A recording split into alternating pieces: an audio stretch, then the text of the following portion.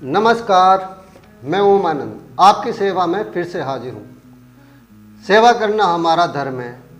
आपका धर्म क्या है यह आप ही को निश्चित करना है। हमारा काम आपको जागरूक करना है और आपका काम जागरूक होना। अगर आप जागरूक हो जाते हैं तो यह हमारी एक छोटी सी सफलता होती है। नहीं होते हैं तो कोई गम नहीं, यह हमारी किस्मत। कोशिश करना हमारा फ़र्ज है। जैसा कि आपको मालूम ही है कि भारत सरकार की तरफ से एक प्रोग्राम चलाया जा रहा है जिसकी जिम्मेदारी हार्डिकॉन को दी गई है और TV4 वे इसका मीडिया पार्टनर है। हम दोनों मिलकर लोगों को, ख़ास तौर पर सीनियर सिटीजन व सीनियर महिलाओं को साइबर सिक्योरिटी के बारे में अवगत कराते हैं। लेकिन हमेशा एक सवाल खड़ा होता है कि सिक्योरिटी करने के बावजूद जब क्राइम हो जाता है तो क्या करें जिससे कि वह आर्थिक व सामाजिक हानि से बच सकें। साइबर क्राइम हो जाता है तो उसके बाद क्या करना चाहिए, इसकी जानकारी किसी को नहीं है। हम काफ़ी समय से कोशिश कर रहे थे कि साइबर क्राइम व साइबर सिक्योरिटी पर किसी पुलिस के एक्सपर्ट से बात करें, उसकी जानकारी आपके साथ शेयर करें। हमारी कोशिश कामयाब हुई और आज हम एक cyber security expert, cyber crime expert ASI Haryana police Faridabad के बाबूराम जी को आपके सामने लाए, जो हमारी एक वर्कशॉप में शामिल हुए। जो क्राइम होने से पहले क्या करना चाहिए, क्राइम होने के बाद क्या करना चाहिए, इसके बारे में सारी जानकारी देंगे। बाबूराम जी को सुनने से पहले कृपया आप हमारे चैनल को सब्सक्राइब कर लीजिएगा, आइकॉन के बटन को दबा दीजिएगा, जिससे कि आप हमारे प्रोग्राम को जल्दी से जल्दी और समय पर देख सकें और वो वीडियो जो आपकी भलाई के लिए बनाए जा रहे हैं वो आपके पास सबसे पहले पहुंच सके। आप जितना जागरूक होंगे, आपके पैसे, आपका मान, आपका सम्मान बना रहेगा। आगे भी हम दिखाते रहेंगे। इसके 2 से 3 एपिसोड हमने बनाए हैं क्योंकि यह एक लंबा लेक्चर था। आप समझ सकते हैं कि जब किसी के 20-25 लाख रुपए निकल जाते हैं अचानक से तो उस व्यक्ति की क्या हालत होती है। तो हमारे आपसे निवेदन है कि 15 से 20 मिनट निकाल कर इस प्रोग्राम को ज़रूर देखिएगा और पूरा देखिएगा, जिससे कि आपको पूरी जानकारी मिल सके और आप किसी भी बड़े नुकसान से बच सकें। और अपने दोस्तों को भी ज़रूर शेयर कीजिएगा ताकि वो भी इसी तरह के किसी भी क्राइम से बच सकें, आप किसी के बहकावे में ना आ सकें और आपका जीवन सुखद रहे।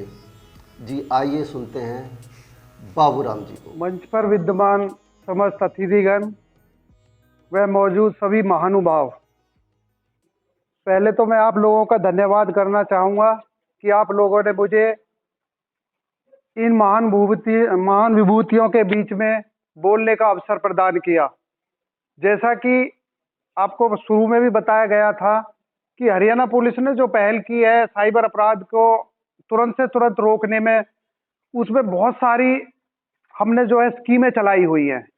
उसमें सबसे पहली स्कीम है कि आज आपके ज़िले में, पूरे फरीदाबाद में आपका कोई भी थाना है, आप किसी भी थाने में जाके साइबर की कंप्लेंट कर सकते हैं, बशर्ते आपको बताना पड़ेगा कि हमें साइबर हेल्प डेस्क के उससे मिलना है। क्योंकि जो 25,000 से नीचे का जो क्राइम है वो आपका जो संबंधित थाना है, आप किसी भी थाने में जाके और वहां पे आपको साइबर हेल्प डेस्क के 3 जो बंदे हैं वो साइबर क्राइम के जो ट्रेंड हैं वो आपको मिलेंगे और आप वहां जाके अपने साइबर क्राइम से संबंधित कोई भी कंप्लेंट दर्ज करा सकते हैं। अगर मामला सीरियस है और 25,000 से ऊपर की अमाउंट का है तो फरीदाबाद के तीनों जोनों में अलग अलग साइबर थाने खोले गए हैं। जैसे आपका बल्लभगढ़ जोन में ये इलाका आता है और बल्लभगढ़ जोन का जो थाना है वो आपके जो सेक्टर 8 का जो था पुलिस स्टेशन है, इसके फर्स्ट फ्लोर पे ही साइबर थाना है। आप उसमें उसकी साइबर कंप्लेंट कर सकते हैं।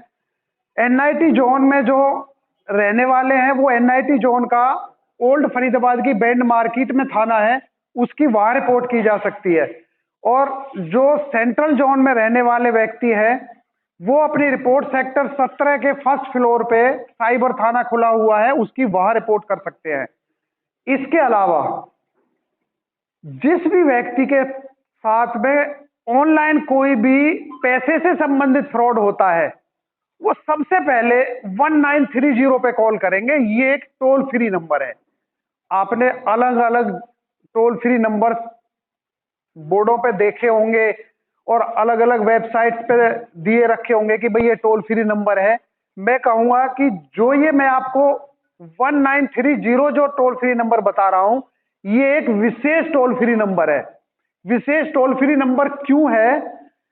मान लो आपके पैसा पीएनबी बैंक से गया और पीएनबी बैंक से उसने किसी प्लेटफॉर्म का यूज करके उसको पेटीएम पे ट्रांसफर किया या फोन पे एनीथिंग। अब पहले तो क्या होता था कि हम कंप्लेंट देते थे, कंप्लेंट पुलिस के पास जाती थी और पुलिस पहले पीएनबी बैंक से पूछेगी कि भाई ये पैसा, इसकी बेनिफिशियरी डिटेल हमें दे, पैसा कहां ट्रांसफर हुआ है। फिर जहां ट्रांसफर हुआ है वहां का रिकॉर्ड लेके फिर उससे अगली सीडी पे जाएगी।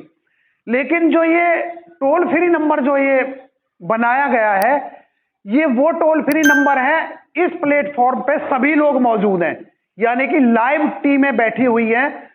हर बैंक का बंदा अपना लाइव बैठा हुआ है, हर मर्चेंट का बंदा लाइव बैठा हुआ है और पुलिस का। जैसे ही आपने 1930 पे कॉल मिलाया और कहा कि मैं साइबर फ्रॉड का शिकार हुआ हूं, मेरे साथ में ऐसे ऐसे करके फ्रॉड हुआ है, तो वो तुरंत लाइव आपसे आपका अकाउंट नंबर, आपका ट्रांजैक्शन जो आईडी जिसको हम RR number, UPI transaction number भी बोलते हैं, आप आरआर नंबर नोट करेंगे, वो टोटल का टोटल वो एक पोर्टल पे फीड करेंगे।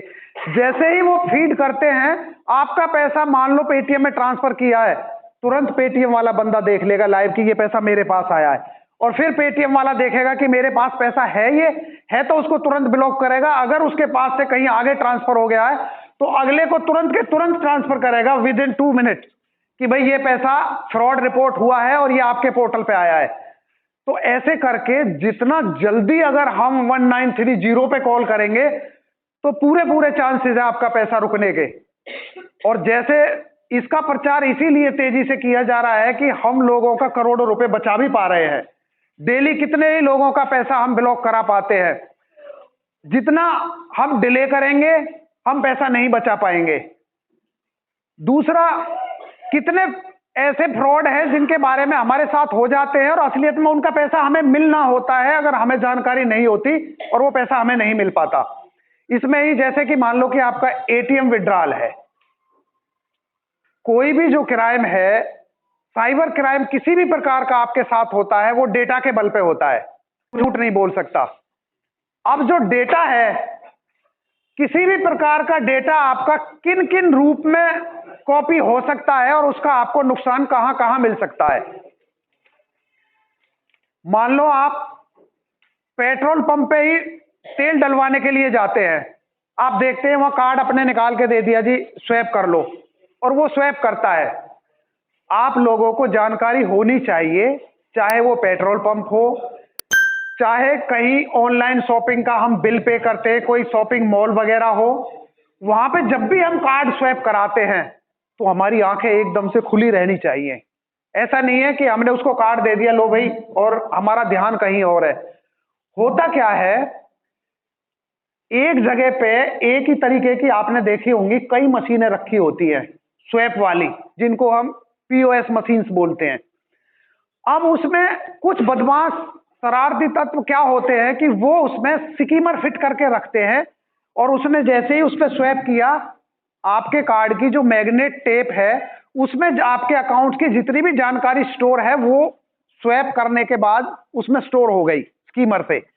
और फिर आपने पासवर्ड डाला, जब आप लोग चले जाएंगे तो वो करेगा क्या, जो उसने स्कीमर से जो कार्ड होते हुए गुजरे थे उनकी जो जानकारी उसने स्टोर कर रखी है वो सभी जानकारी का 2 से 2.5 मिनट में नया कार्ड तैयार कर लेगा। वो ऐसे बहुत सारे डिवाइस ऑनलाइन मौजूद हैं जिनसे 2 से 2.5 मिनट में नया कार्ड तैयार हो जाता है। अब आपके दिमाग में सवाल होगा कि पासवर्ड कहां से देखेगा? वो तुरंत सीसीटीवी फुटेज देखेगा और सीसीटीवी फुटेज में आप पाएंगे कि आपने ये दबाया ऐसे करके, और आपका वो पासवर्ड भी देख सकता है। ऐसे करके हम किसी भी एटीएम में इंटर करते हैं, एटीएम से ट्रांजैक्शन करते हैं। जब हम एटीएम से ट्रांजैक्शन करते हैं तो हम जिस स्लॉट में अपना कार्ड डालते हैं, सपोज करो उसी में कोई स्कीमर फिट करके गया है, हमारा कार्ड प्रोसेस करेगा, जेन्युइन जैसे ट्रांजैक्शन होती है वो ट्रांजैक्शन भी होगी, लेकिन वो स्कीमर में हमारे जो कार्ड की जो जानकारी है वो स्टोर हो जाएगी, और जब भी उसको मौका लगेगा वो स्कीमर हटा के ले जाएगा और 2 से 2.5 मिनट में आपका कार्ड तैयार कर लेगा। अब अगर उस कार्ड से ट्रांजैक्शन होती है, आप लोगों का कार्ड आपकी जेब में मौजूद है और पैसे उससे अन्य किसी जगह से निकल रहे हैं, तो उस अवस्था में क्या करना चाहिए? देखो, पहले सभी एटीएम्स के सामने आप देखते थे कि गार्ड खड़ा होता था। वो गार्ड लगभग अपनी ड्यूटी करता था कि एक एक बंदा अंदर जाएगा, बाकियों को लाइन लगा के रोक देता था। वो भी एक अच्छा तरीका था। दूसरा क्या कि 24 घंटे की वहां ड्यूटी होती थी, तो स्कीमर फिट करके उसमें कोई जाएगा, कम चांसेस थे कि वो उसको खाली छोड़े और कोई स्कीमर लगा के चला जाए। हुआ क्या, आज के टाइम में बिजनेस में हर आदमी अपना फायदा देखता है। अब मेरे जैसा कोई मार्केटिंग का बंदा बैंक के पास जाता है और बोलता है कि आपने गार्ड कितने में रखा है? वो बोले कि 10,000 रुपये हम इसको पे करते हैं, अगर मैं ये 10,000 वाला काम 5,000 में कर दूं? उन्होंने कहा बताइए। उन्होंने कहा कि आप जितने आपके एटीएम्स है, आप सभी एटीएम्स का इंश्योरेंस करा ले, 5,000 रुपये आपको किस्त भरनी पड़ेगी, 5,000 रुपये आपका बच रहा है। अगर कोई बीमारी उससे फैलती है, किसी में कोई फ्रॉड ट्रांजैक्शन होती है, तो इंश्योरेंस कंपनी पे करेगी। उन्होंने कहा ये तो ऑफर अच्छा है। और आपने देखा होगा कि बहुत कम संख्या में अब एटीएम्स के सामने गार्ड हैं, ज्यादातर तो एटीएम खाली हैं। अब सभी एटीएम्स का उन्होंने इंश्योरेंस करा रखा है, इंश्योरेंस कंपनी के पास है। ये आप देखते हैं ना एटीएम, एचडीएफसी, एसबीआई, असलियत में ये बैंक मेंटेन नहीं कर रहे होते हैं, ये आउटसोर्स वेंडरों को दिए रखे हैं ऑलरेडी। अब आपके साथ में कोई भी ऐसा एटीएम से संबंधित साइबर फ्रॉड होता है, मान लो आप बैठे हैं, आपकी जेब में कार्ड है और पैसा आपका निकल रहा गाजियाबाद या दिल्ली से, आप तुरंत अपने नजदीकी किसी एटीएम में जाएंगे और अपना एक बैलेंस चेक करेंगे। उस बैलेंस चेक करने का मकसद क्या है? एक तरीके से आपने अपनी हाजिरी दर्ज कर दी कि भाई मैं ओरिजिनल कार्ड के साथ यहां खड़ा हूं और मेरे पैसे लखनऊ से निकल रहे हैं, लखनऊ में इतनी जल्दी तो पहुंच नहीं सकता, ना वहां से वापस आ सकता, तो एक्चुअल में मेरे साथ में फ्रॉड हुआ है। और वो बैलेंस शीट निकालने के बाद में आप जाएंगे अपने बैंक की ब्रांच में और उनको बोलेंगे कि आप हमें डिस्प्यूट फॉर्म दो, हमें डिस्प्यूट फॉर्म फिलअप करना है। वो डिस्प्यूट फॉर्म का मतलब क्या है? वो डिस्प्यूट फॉर्म भरा जा रहा है कि आपके साथ आप साइबर फ्रॉड के शिकार हुए हैं, और जैसे ही आप डिस्प्यूट फॉर्म भरेंगे, वो डिस्प्यूट फॉर्म भरने के तुरंत उपरांत वो मैनेजर है, वो सारी जानकारी अपनी लीगल सेल को भेज देगा, जिसको वो अपनी मॉनिटरिंग सेल भी बोलते हैं। वो मॉनिटरिंग सेल क्या करेगी? उस पर इन्वेस्टिगेशन स्टार्ट करेगी। सभी बैंकों की अपनी लीगल सेल, मॉनिटरिंग सेल होती है और वो हर मामले की इन्वेस्टिगेशन करती है। अब लीगल सेल उस पर इन्वेस्टिगेशन करती है और इन्वेस्टिगेशन में उसको पाया जाता है कि गलती बैंक के एंड से है, तो कस्टमर का पूरा पैसा वापस मिलेगा। अगर पाया जाता है कि गलती कस्टमर के एंड से है, तो वो कोई पैसा आपका वापस नहीं करेंगे। इसलिए किसी के साथ में कोई भी बैंक से संबंधित फ्रॉड होता है तो सबसे पहले तो तुरंत से तुरंत वो 1930 पे कॉल करेंगे और उसके उपरांत वो अपने बैंक में डिस्प्यूट फॉर्म जमा कराएंगे ताकि उसकी इन्वेस्टिगेशन हो सके और आपको क्लेम का पैसा मिल सके। ये तो एटीएम से संबंधित होगी। वैसे तो कोई भी आज के टाइम में कोई भी फील्ड बची नहीं है जिसमें हम अपने डेटा को सिक्योर रख सके और जिस तरीके से हमारे साथ में फ्रॉड ना हो रहा हो। ये जो शुरू में सबसे पहले जिस कंप्लेंट के बारे में जिक्र किया था कि ऐसे हमारे किसी बुजुर्ग को शिकार बनाया गया है, उस पर वीडियो कॉल करके और उसकी जो है वीडियो बनाई गई है, ये आज का नहीं है, ये बहुत पुराना है। 2015 में मैंने एक आकाश आनंद नाम का एक लड़का पकड़ा था। वो क्या करता था, मैट्रिमोनियल पे उसने secondshadi.com पे उसने एक अपना एक एनआरआई का एक अच्छा सा प्रोफाइल बनाया हुआ था, और प्रोफाइल बनाने के बाद में जो भी इंटरेस्टेड महिलाएं उस पर जाती थी वो उनसे बात करता था, और बात करने के बातचीत के दौरान ही उनसे वो उनके प्राइवेट फोटोग्राफ्स और जानकारी अपने पास में स्टोर कर लेता था, और फिर उनको ब्लैकमेल करके उनसे पैसे डलवाता था। 2015 में हमारे पास जब ये मामला रिपोर्ट हुआ तो हमारी साइबर सेल थी, पहले साइबर थाना नहीं था, सेक्टर 30 में, और हमने जब उसको काफी मेहनत के बाद पकड़ा तब हमें इस एप्लीकेशन के बारे में पता चला था। बहुत सारी एप्लीकेशन ऐसी हैं जो आपको जो दिखाना चाहे वो दिखा सकते हैं। यानी कि अगर मैं दिखाना चाहूं, आप में से कोई भी महानुभाव ये बोले कि मुझे आप कॉल करो और लाइव कॉल करो तो मुझे अमिताभ बच्चन दिखना चाहिए, तो मैं अमिताभ बच्चन ही दिखा दूंगा और वो ही बोलेगा। तो ऐसी एप्लीकेशंस बहुत सारी मौजूद हैं जिनका प्रयोग करने के बाद में जो वो वीडियो चलता है सामने असलियत में लड़की होती नहीं है। वो क्या है कि एप्लीकेशन का इस्तेमाल करके ओनली वीडियो चलती है सामने, और किसी भी स्क्रीन रिकॉर्डर का इस्तेमाल करके वो वीडियो से वो डाउनलोड की जा सकती है, वो स्टोर की जा सकती है, और फिर उससे आप पे दबाव डाल के पैसे डलवाया जा सकता है। जब हमने उस लड़के को पकड़ा था हमारे भी दिमाग में यही पिक्चर थी कि भाई ये फोटो है उसका, क्योंकि सभी महिलाओं के पास में वो एक ही फोटो था, और हमने जो देसी तरीके से जैसे पुलिस चलती है हमने उसकी 20 फोटोग्राफ्स कराई, और जहां उसकी लोकेशन आती थी अब वो 20 फोटोग्राफ्स लेके गली गली में घूम रहे थे, मगर हमें वहां किसी ने ये नहीं बताया कि इस तरीके का आदमी यहाँ रहता भी है। फिर काफी मशक्कत के बाद में हमने वो पकड़ा। वो बिल्कुल डिफरेंट था, एक पैर से वो लंगड़ा था, और जब हमने जो उसका लैपटॉप था उसका जब एनालाइज किया तो उसने 450 महिलाओं को अपना शिकार बनाया हुआ था। यानी कि 450 महिलाओं की जानकारी अपने लैपटॉप में स्टोर कर रखी थी, और जिनको वो ब्लैकमेल कर चुका था।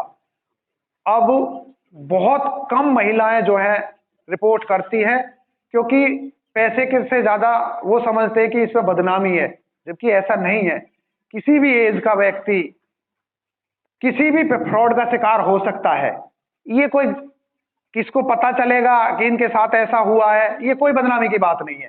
भाई हम समाज में रह रहे हैं, जैसे जैसे समाज डेवलप हो रहा, अलग अलग तरीके की बीमारियां भी फैल रही हैं, तो उनका इलाज भी होना चाहिए। आप अब मामले रिपोर्ट नहीं करेंगे तो सरकार के संज्ञान में भी नहीं आएगा कि किस तरीके का फ्रॉड आ रहा है, और हमें उससे बचाव के लिए क्या क्या जो है तैयारियां करनी है। इसलिए किसी भी प्रकार का कोई फ्रॉड होता है तो उसकी रिपोर्ट तो सबसे पहले करनी ही जरूरी है और करनी ही चाहिए। अब आता है कि आप एजुकेशन लाइन में चले जाए। पहले तो आज भी हमारी जो भारतीय संस्कृति है उसके हिसाब से आज भी जो बुजुर्ग है उसकी ही सलाह ली जाती है, और बुजुर्ग को जो है सम्मान्य माना जाता है। अगर मान लो मेरे से कोई ऑफर कर रहा है कि नौकरी दिलाने के नाम पे इतने पैसे आपको देने हैं और आपको नौकरी मिल जाएगी, तो भी मैं अपना जो मेरे घर का बुजुर्ग है लगभग डिसीजन वही लेता है कि इसको पैसे देने हैं या नहीं देने हैं। तो इसलिए और भी सबसे ज्यादा जरूरी हो जाता है कि आपको इसके बारे में जानकारी होनी चाहिए, ताकि आप अपने बच्चों के साथ हो रहे फ्रॉड को रोक सके। कितने ही लोग ऐसे हैं जो जॉब के नाम पे फ्रॉड करते हैं। जॉब के नाम पे फ्रॉड होता कैसे है? हम बच्चे की एजुकेशन पूरी होने के तुरंत उपरांत किसी ना किसी भी प्लेटफॉर्म पे उसका रिज्यूम अपलोड करेंगे, चाहे वो naukri.com हो, sign.com हो, कहीं भी हमने जैसे रिज्यूम डाला। अब आज हर आदमी अपना बिजनेस करने के लिए बैठा है। वो लोग क्या करते हैं, फ्रॉडस्टर क्या करते हैं, ऑनलाइन उसके पोर्टल पे जाएंगे, sign.com के पोर्टल पे मैं टोल फ्री नंबर पे कॉल करूंगा, श्रीमान जी मुझे कंसल्टेंसी के नाम पे कंसल्टेंसी का काम करना है, मुझे लोगों को जॉब दिलाने का काम करना है, मुझे अब एक ईमेल आईडी का एक्सेस चाहिए। वो कहेंगे कि आप हमारी ऑनलाइन पेमेंट कर दें इस अकाउंट में, डॉक्यूमेंट सेंड कर दें और मैं आपको एक्सेस दे देता हूं। अब वो ऑनलाइन डॉक्यूमेंट मुझे किसी के भी सेंड कर दूं, उसको उनको कोई मतलब नहीं है। गवर्नमेंट की पॉलिसी कितनी सारी ऐसी है जिनको आप व्यवहारिक देखोगे तो आपको ऐसा लगेगा कि नहीं हमारे साथ गलत हुआ है, लेकिन वो पॉलिसी है, उसमें पुलिस भी कुछ नहीं कर पाएगी। अब वो ऑनलाइन मेल का एक्सेस क्या ले रहा है कि उसको एक्सेस मिल गया पूरे दिन लोगों के रिज्यूम पढ़ने का, उसने एक बंदा बिठाया और वो पूरे दिन क्या करेगा, लोगों के रिज्यूमे वो डाउनलोड करेगा और उसको प्रिंट फॉर्म में ले आएगा। जैसे ही वो डेटा प्रिंट फॉर्म में आता है, मैं टेली कॉलर बिठाऊंगा 8-8, 10-10 हजार में बच्चे, और उनको थमा दूंगा कि भाई आप कॉल करिए, और वो पूरा दिन उनका एक ही काम है कि आप विनोद कुमार जी बोल रहे हैं, आपने यहाँ से पढ़ाई की है, आपके पिताजी का नाम ये है। वो सारी जानकारी मेरी तोते की तरह बोलेगा, तो मुझे भरोसा हो जाएगा कि रियल में मेरी नौकरी लगने वाली है। क्योंकि अगर वो जानकारी मेरी ना बोले तो मुझे उस पर भरोसा नहीं होगा। जैसे ही वो जानकारी देता है, भाई आपकी यहाँ जॉब आपकी लगेगी और इसके लिए आपको प्रोसेस फीस के नाम पे ऐसे ऐसे करके अमाउंट इस अकाउंट में ट्रांसफर कराना है, और वो हमसे कोई अकाउंट देगा और हम उसमें पैसे ट्रांसफर कर देंगे। कभी भी दिमाग में आप लोग ऐसा मत जानना, ये दिमाग से निकाल देना बिल्कुल भी कि कोई आदमी ये सोचे कि हमें किसी ने बैंक अकाउंट दिया है और हम ऑनलाइन किसी भी तरीके से उस बैंक में पेमेंट कर रहे हैं तो हम सेफ है, उसका बैंक अकाउंट है, पुलिस उसको पकड़ लेगी। जिस तरीके से आप लोगों के नाम पे फर्जी सिम कार्ड इशू कर लिए जाते हैं, ऐसे बैंक अकाउंट भी ओपन हो जाते हैं।